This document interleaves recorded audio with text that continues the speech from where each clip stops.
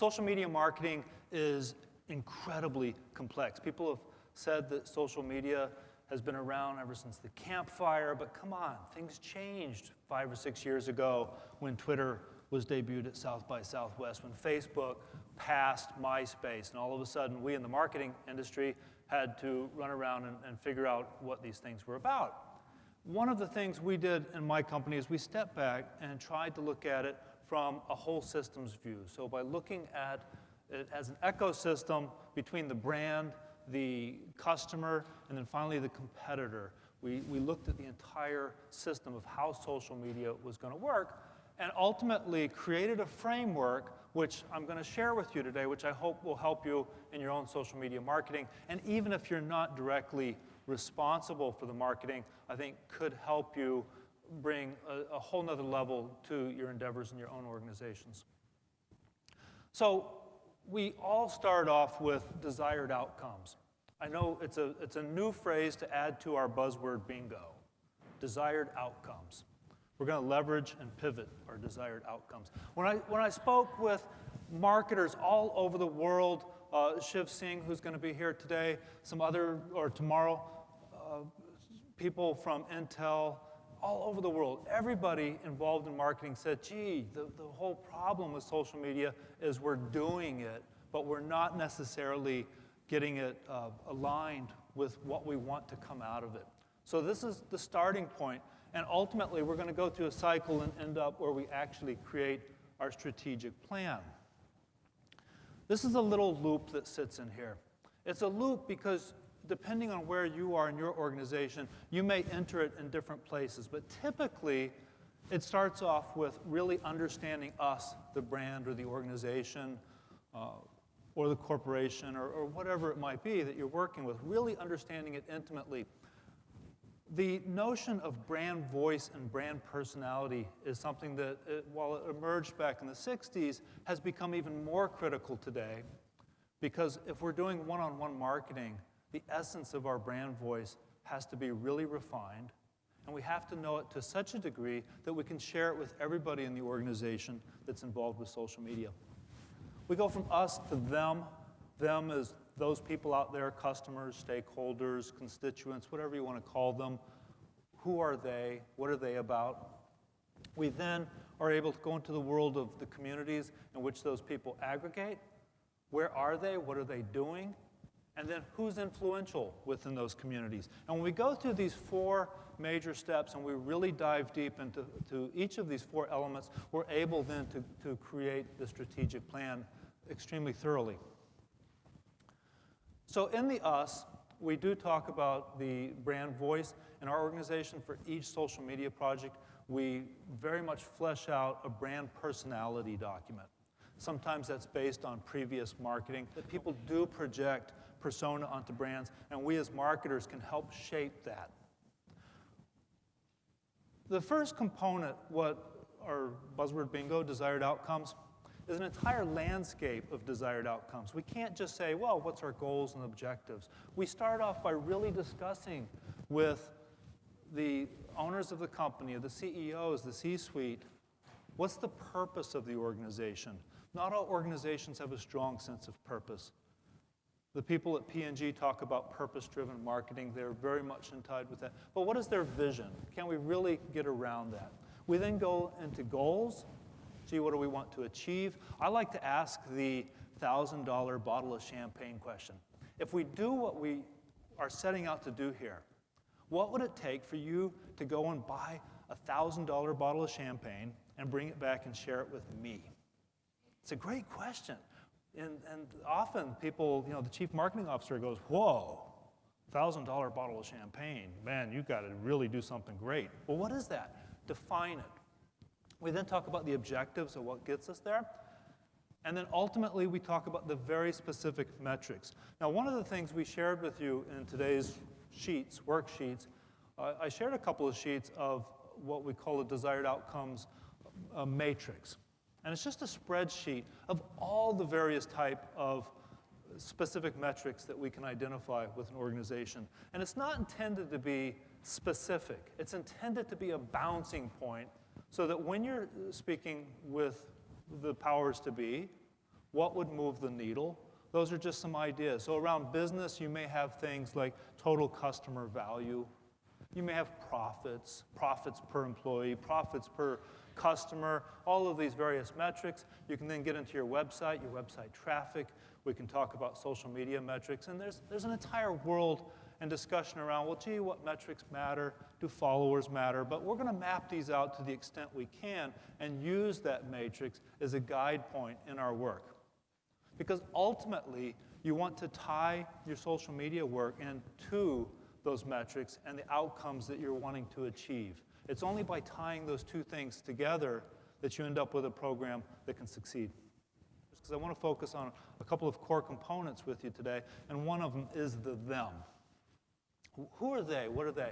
So in traditional marketing, we use segmentation, and by no means is this meant to usurp that. In fact, I still want you to do your traditional segmentation. This work is going to build off of that.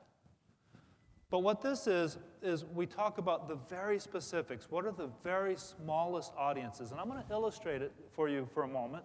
In this particular campaign, we were doing a project for the Grammy Foundation. They have a foundation that helped musicians. Perhaps a musician had thrown their back out, or they had lost their guitar to United Airlines or something. What could we do to help them?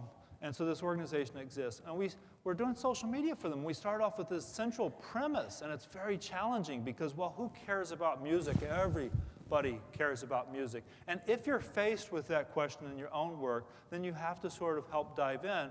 And we found that, well, who cares about people and music? And that was our first point that we started with. And then we started to identify, and I hope you can see this okay, that there's other groups of people. There's people who use music and film.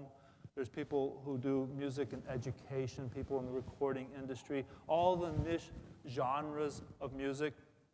So you can see how we're taking it to the next step. And then finally, we're going to take it even one step further. And this is a brainstorming, because we want to try to figure out all the very smallest groups of people. In this particular case, we did a beautiful thing. We were talking about music schools. And then we started thinking about the various music schools. And, well, everybody knows Berkeley. And then we looked at Berkeley. We did a lot of research, what's called ethnography or online ethnography, looking at, well, what's going on at Berkeley and who are the communities. And we found that there was a group that really loves world music at Berkeley. And in that group was a subgroup that every Thursday night goes Zydeco dancing. They have a Facebook page.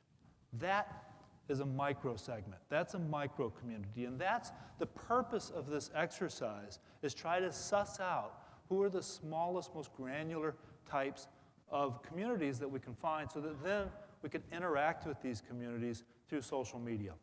Another way to help uncover some of these micro groups is if you find that you have several types involved, and in this case I'm using animals. We literally were helping a company that made little animal figurines, and we had the various wildlife, African wildlife. We had giraffes, hippopotamuses, monkeys.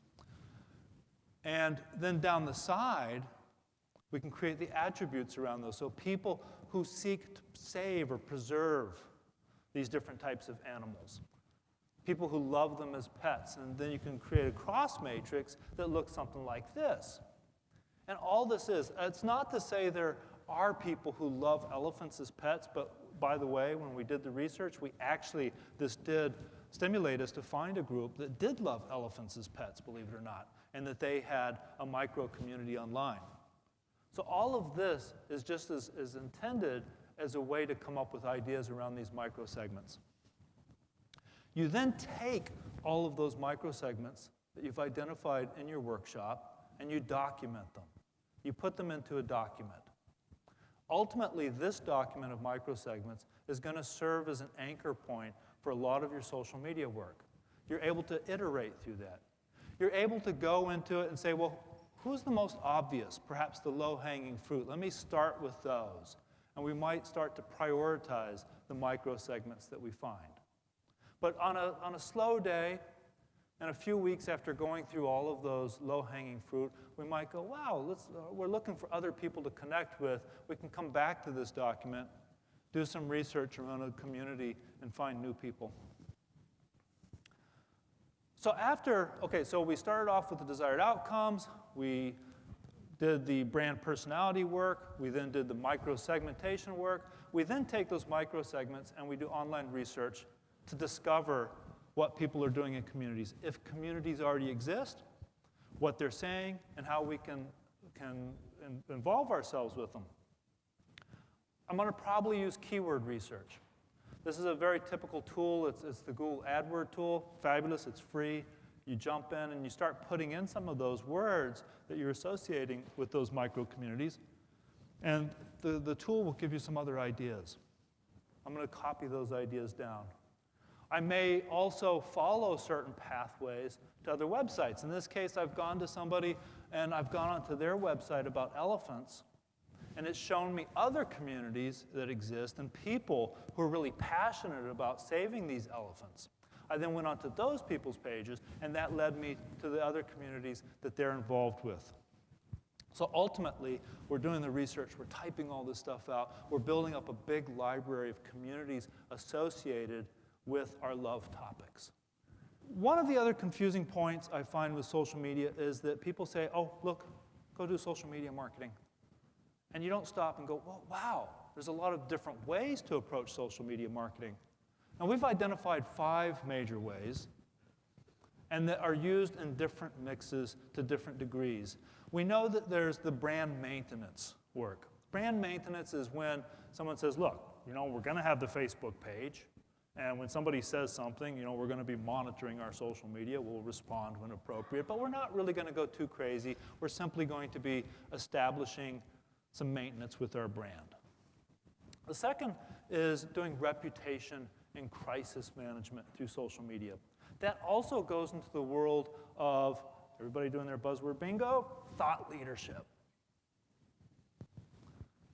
So creating content and sharing it. There's the world of community building. Now, communities exist in a lot of different ways. The hottest job of 2013 is community management, right? What is community? Community exists in all sorts of places. You can have a community of customers.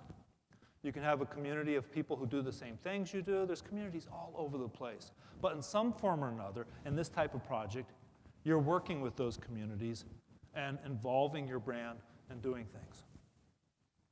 There's influence. Love influence marketing on social media. In influence marketing, I take someone like David here and I stalk him. But I don't do it like an amateur stalker. So I'll give you some clues how to be a professional stalker. You don't like everything he puts up on Facebook. That's the first giveaway to an amateur. You can only do every few, right? Very clever. We follow his blog. We follow his tweets. We're there all the time. When he wakes up in the morning, he says, good morning. We say good morning back. That's a professional stalker. We do it really well. After a while, what happens is David goes, who's this Rick Dragon guy? Why is he liking all my stuff? What is he about? Click on my profile, click on my blog. Hey, he's writing some pretty good stuff. That's interesting. And after a while, we start to form a relationship. We might go out drinking. That's professional stalking. A key component of social media marketing. The big splash. A lot of people talk about social media marketing. They're thinking about the big splash. That's the Old Spice guy. They tend to be expensive. They tend to use media. Not always, but they tend to create a big splash. They're not intended to build out community or influence or even to maintain the brand. They're meant to make a lot of connections really quickly. And we might use any combination of those. So let's take a minute and pull out your worksheet for the big splash concept and think about your own brand, if you will. And what I'm going to ask you to do is I'm going to ask you to think to what mix would be a healthy thing for your organization. And this is a key component to my social media strategy building that I really want to think about it for my own brand. Now, it may change over time. This quarter, I may say, let's focus on the thought leadership component. Or, wow, we've been neglecting our social. Let's do brand maintenance. But by the fourth quarter, we really want to have a big splash campaign, build up even more. Another thing to consider in your work that you do is that at different stages, you're not just going to be going all out, hey, let's do social media, boom, we're doing social media, we're making connections. You have to think that there's 4 major components of social media activities at all stages that you're going to work through. One is that you're going to be working on your digital real estate. If you don't have your Pinterest profile yet, and you sell knit caps, you want a Pinterest profile. So that's a very important piece of work that you have to do. And hopefully, you're going to make it so that it's integrated with your brand voice and brand personality, right? The other thing you have to do is you then have to make connections. Obviously, if you're doing a bunch of social media and you've got 25 friends, you're not going to succeed. So you want to build out your connections. You then want to author content because, gee, it's kind of hard to have engagement if you haven't created content yet. And then finally, you do the engagement. So as you're creating your strategy with any given platform, you're probably going to think through the stages of doing this. And in this particular case, this shows a year plan for a particular brand where we said, well, gee, in Q1, we have to work on our digital real estate. And Q2, that's pretty much done. We don't have to do too much with that. We're going to work a lot more on building connections. And then finally, we're going to go more into content creation. And then finally, we have to, of course, all along be making content. But finally, we're going to go into the world of engagement and do a lot more of that. Another thing that we use is we've borrowed from the world of agile programming. And you know, for those of you familiar, the way we used to do programming, we would do great big projects, and 80% of them failed. And actually, a lot of people worked on how we could overcome that, and they came up with this thing called agile, which is very much shorter little pieces of projects. And one of the things that we do in that work is we try to put the work we're doing in terms of a story. And we found it very useful for our own work. So you can think of as a certain role, I want a certain outcome in order to do what? What's my benefit? So you could think of it in terms of the customer. If you're working with those micro communities, and I know that there's those people who love elephants as pets. So as an elephant pet owner, I want information on how to bathe my elephant so that I can have a clean elephant.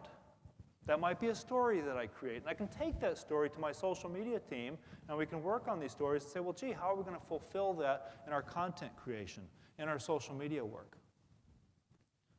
Now, that's the world of stories. Stories are very powerful places to work from. So instead of just saying to the team, look, go into your back social media room and do your social media stuff, right?